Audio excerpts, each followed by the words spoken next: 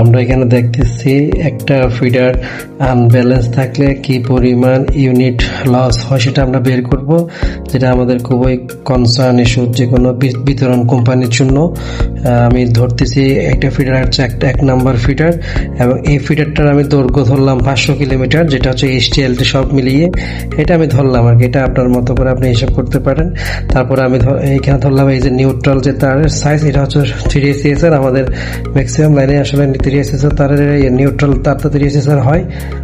তারপর আমরা দেখি যে এই 3ACSR তারের একটা রেজিস্ট্যান্স থাকে। আমি এখানে ধরলাম 0.5 ওহম পার কিলোমিটারে, অর্থাৎ 1 কিলোমিটার তারের রেজিস্ট্যান্স হলো 0.5 ওহম। এটা আপনার ভেরি করতে পারে, এটা আমরা সেভাবে আপনারা হিসাব করে নিতে পারেন।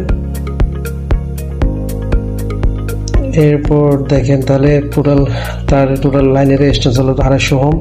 এবার আমরা এসিআর বা ব্রেকার থেকে যে কারেন্টগুলো পাই, আর ফেজ 148 পেলাম, ওয়াই ফেজ 140 পেলাম, বি ফেজ 163 পেলাম, এবং গ্রাউন্ডে আমি 21 পেলাম। এটা আমরা একটা ফিডার যখন যে কোনো সময় ওপেন করলে দেখতে পারি এসিআর থেকে।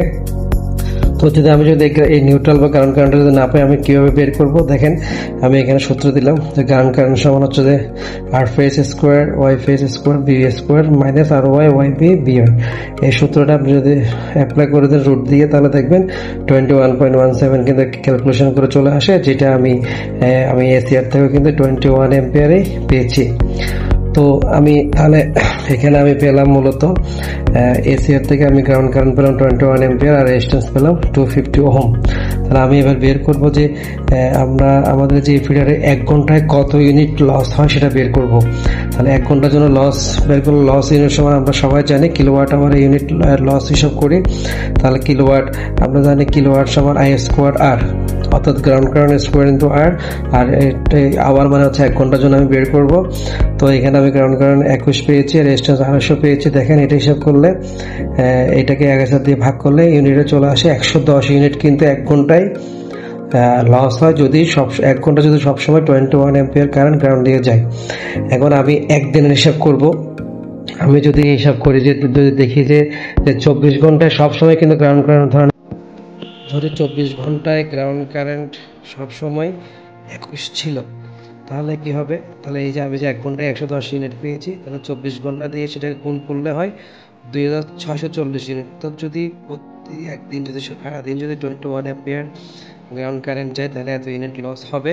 এবং আপনি এটা যদি সারাদিন নাও যেতে পারে, পিক আওয়ারে লোড একরকম থাকে, অফ পিকে লোড একরকম থাকে, তাহলে আপনি 24 ঘন্টায় প্রতি ঘন্টায় অ্যাম্পিয়ারগুলো নিয়ে তাহলে সবগুলো অ্যাম্পিয়ার যোগ করে 24 দিয়ে ভাগ করে দিলে কিন্তু আপনি অ্যাভারেজ কারেন্ট পেয়ে যাবেন। সেই অ্যাভারেজ কারেন্ট দিয়ে কিন্তু আপনি সেম আগের মতো হিসাব করে দেখতে পারেন। তাহলে এখানে সে অ্যাভারেজ কারেন্ট বসিয়ে দিবেন, রেজিস্ট্যান্স বসিয়ে দিবেন, তারপর আপনি এখানে 24 আওয়ার্স দিয়ে দিলে একদিনের হিসাবটা বের হয়ে যাবে। আর যদি আমি 1 মাস হিসাব করি, 30 দিনে কত হচ্ছে, যদি সবসময় পুরো মাস যদি 21 অ্যাম্পিয়ার যদি থাকে, তাহলে দেখেন 79,200 ইউনিট একটা ফিডারের লস হচ্ছে। এই ফিডারটা আমি ধরলাম 2 মেগাওয়াট।